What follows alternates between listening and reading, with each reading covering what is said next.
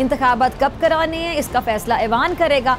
अब उनके बयान से ऐसा लग रहा है कि नवाज लीग और इत्तेहादी मुद्दत पूरी करना चाहते हैं। डॉक्टर यास्मीन राशिद साहिबा मेरे साथ मौजूद हैं। डॉक्टर साहब, वज़ीर-ए-आज़म शहबाज शरीफ साहब ने कहा है कि जी इंतखाबात के हवाले से जत्थे के सरबराह इमरान खान साहब की डिक्टेशन नहीं चलेगी। इंतखाबात कब कराने हैं इसका फैसला ऐवान करेगा। अब उनके बयान से ऐसा लग रहा है कि नवाज लीग और इत्तेहादी मुद्दत पूरी करना चाहते हैं। जो बात भी कर रहे हैं करते रहें। हमारा हदफ ये है कि आप जल्दी इलेक्शन करवाएं और अनाउंस करें, तहलील करें ये असम्बलियाँ। आप बैरूनी साजिश के मुताबिक बाहर का असर लेके आपने गलत काम किया। आपको अगर इतनी परेशानी नहीं है तो आप इस वक्त इलेक्शन करवाएं और दूध का दूध पानी का पानी हो जाएगा। वो अपनी बात पे अगर अड़े रहे तो हम भी इंशाल्लाह ये मुसलसल जद्दोजहद करेंगे, आवाम हमारे साथ जद्दोजहद करेगी और इंशाल्लाह हम पहले भी कामयाब हुए, अब भी कामयाब होंगे। जहाँ तक शहबाज शरीफ का ताल्लुक़ है, वो तो शायद इलेक्शन करवाना चाहते हैं। जो असल मसला है उनके लिए वो जरदारी साहब का है, क्योंकि ये सारा खेल जो है ये जरदारी साहब पीछे से कर रहे हैं। ये तो कठपुतलियाँ हैं, इनको खाक मट्टी समझ है किसी बात की। चालाकी तो उसकी है, एक तो इंशाल्लाह जितना और गंदा कर सकता है इनको गंदा करेगा। कीमतें आसमान को जाके लगी हैं, डॉलर की कीमत कहाँ से कहाँ चली गई।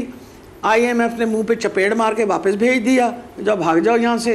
अब ये दनाते फिर रहे हैं और मांगते फिर रहे हैं कि क्या करें।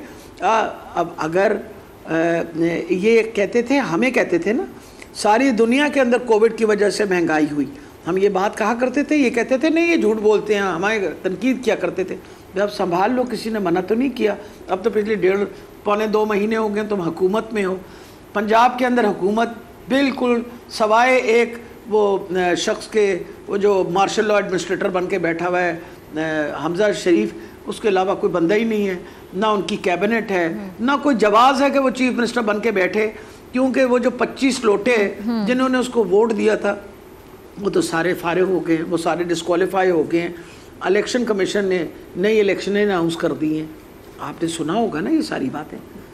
अब मुझे बताइए कि ऐसी हुकूमतें चल सकती हैं? अच्छा डॉक्टर साहब, एक और चीज़ समझ नहीं आ रही। मतलब एक तरफ ये कह रहे हैं कि हम डिसाइड करेंगे कि इलेक्शन कब होने, अब अगर दूसरी तरफ देखा जाए तो जिस मकसद के लिए इक़्तिदार में हुकूमत आई थी, एक तो महंगाई का नारा लगाएगा, तो महंगाई तो फिर इन्होंने ख़त्म नहीं की, महंगाई तो बल्कि बढ़ती चली जा रही है। चले वो तो मकसद साइड पर हो गया, क्लियर हो गया आवाम को। दूसरा मकसद इनका जो मेन था वो यही था कि जी EVM ओवरसीज़ पाकिस्तानी उनके वोट डालने से मुतालिक जो तहरीक इंसाफ हुकूमत की तरमीम है उसको ख़त्म करना था, तरमीम को। और अब आप लोग अब बगैर EVM ओवरसीज़ पाकिस्तानियों के वोट के इलेक्शन लड़ने के लिए क्या वाकई तैयार है? फिर नैब कवानीन में जो तरमीम है उस हवाले से भी आपको पता चल गया है। मतलब इनका मकसद जो था EVM को लेके, ओवरसीज पाकिस्तानियों को लेके, नैब को लेके, वो बड़ी तेजी से ये पूरा करता हुआ दिखाई दे रहे हैं। फिर साथ ही ये कहते हैं कि जी हम डिसाइड करेंगे, इमरान खान डिसाइड नहीं करेंगे। तो फिर इसका मतलब है कि इनको खुद भी पता है कि हुकूमत ज्यादा देर नहीं चल सकती। 6 दिन का जो अल्टीमेटम इमरान खान ने दिया उसके बाद फौरन तेजी आ गई इस्लाहात करने में।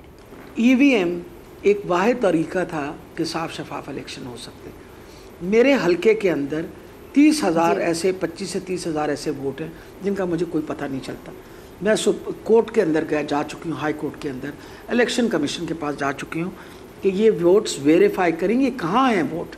इन्होंने 4 ID कार्ड्स बनवाए हुए हैं लोगों के।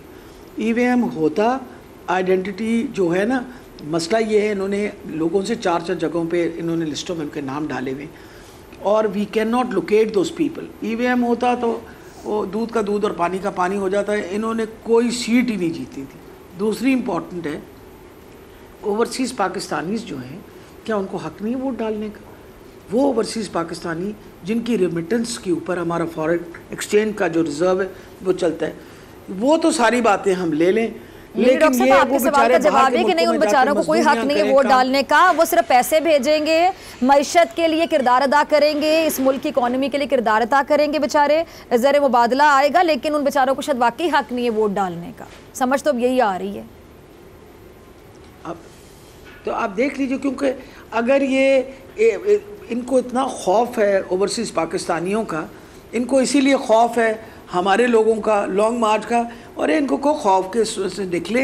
एक दफ़ा वो वाली बात है, रोज़ाना कहते हैं ना शेर बने, शेर बन के निकलें और ये सारी हरासमेंट ख़त्म करें, इलेक्शन करवाएं, खुद ही आपको पता चल जाएगा। ओवरसीज़ पाकिस्तानियों को मौका दें कि वो भी वोट डालें, तो आपको पता चल जाएगा कि आपकी क्या हैसियत है। आपको दुनिया के अंदर इस वक्त आपने अब ख़ुद को भी जलील कर रहे हैं और पाकिस्तान को भी जलील कर रहे हैं। आपने दुनिया में हमारे जो नैब के कवानीन में तरमीम की गई है, इस हवाले से मैं आपका कमेंट चाहूँगी। देखें, आपको भी तो पता होना चाहिए कि ये किस लिए आए हैं। ये अपने केसेस से बचने के लिए आए हैं, ये इलेक्शन दोबारा रिग करने के लिए आए हैं। इनकी पूरी कोशिश है। अब हमें सबको कोशिश ये करनी चाहिए और आवाम को भी कोशिश ये करनी चाहिए कि हर तरीके से हम कोशिश करें कि साफ़ शफाफ इलेक्शन हो, क्योंकि हमेशा याद रखिए जमहूरियत की बेसिस, उसकी बुनियाद ही आप साफ़ शफाफ इलेक्शन पे रख सकते हैं। साफ़ शफाफ इलेक्शन ना होगी, साफ़ सुथरे लोग आएंगे, इंशाल्लाह तहरीक इंसाफ जीतेगी। और जिस तरह हम तरक्की की तरफ जा रहे थे, ये कैसी बात करते हैं कि तरक्की नहीं हो। आप मुझे बताइए, कोविड का परफॉर्मेंस, हमारे जो ये क्या कहते हैं वैक्सीनेशन का परफॉर्मेंस दूरी दुनिया में सराहाया गया। 2.25 साल हमने इतनी मेहनत की कि पोलियो का वैक्सीनेशन का, आपके सामने फिर जो हालात हुए हैं। इम्पॉर्टेंट ये चीज़ है कि वैक्सीनेशन का प्रोसेस हमने बढ़ा के कहाँ से कहाँ ले गए। सेहत कार्ड बांटे, एहसास कार्ड बांटे, आपके सारे फैसलाबाद के लूम्स जो थे वो चल पड़े। 2 लाख मजदूर जो बेरोज़गार थे वो रोज़गार हो गए। 6% आपकी ग्रोथ रेट हो गई। पाकिस्तान बिल्कुल, इनको ये ख़तरा था कि ये 1.5 साल में हमने अपना डिलीवर कर देना है। छोटा सा एग्जांपल देती हूँ, गंगाराम अस्पताल के साथ में मदर एंड चाइल्ड ब्लॉक जो है पर्सनली सुपरवाइज करी थी कि किसी तरह जल्दी तैयार हो माँओं और बच्चों के लिए। हमारे पास प्रॉपर जगह ही नहीं है, आते सार रोक डाला है, वो मुकम्मल नहीं हो रहा। यानी मुकम्मल शुदा अस्पताल जो उसको चलाने को तैयार नहीं है। इसी तरह मियाँ वाली का अस्पताल जो मुकम्मल हो रहा और इस महीने में मुकम्मल होना था, उसको रोक दिया। इसी तरीके से जो अस्पताल हम बना रहे थे, 23 अस्पताल बने, सबको रोक डाला। जैसे कहें को खुदा का खौफ करा करें, शर्म किया करें। ये सारे ये जो तरक्याती काम है, हमने आपका एक काम, मैंने एक हॉस्पिटल का नहीं रोका। और इतना झूठ बोलता है शहबाज शरीफ, इसको हया शर्म आनी चाहिए। PKLI पे हर मरतबा ये आके तकरीर करता है। PKLI पे उस चोर को दोबारा आके बिठा दिया जिसके ऊपर पहले 172 ऑडिट पैराज लगे हुए थे। हमने आके PKLI को चलाया। चलाने के बाद आज के दिन तक वहाँ 200 से ज़्यादा लिवर ट्रांसप्लांट और 300 के करीब जो है वो किडनी ट्रांसप्लांट हुए। और ये आके खड़ा होके कहता है इन लोगों ने इस अस्पताल को जाया। अरे लोगों को की आंखों में आप धूल नहीं झोंक सकते, कुछ हद तक ही लोग यकीन करेंगे। तुम्हारा इतना झूठ ये कोशिश करते हैं, इतना झूठ बोले, इतना झूठ बोले कि लोग इसको सच समझना शुरू कर दें। ये सवाए झूठ बोलने के कोई और काम नहीं करते। सब्सक्राइब करें और बेल दबाएं ताकि कोई खबर रह न जाए।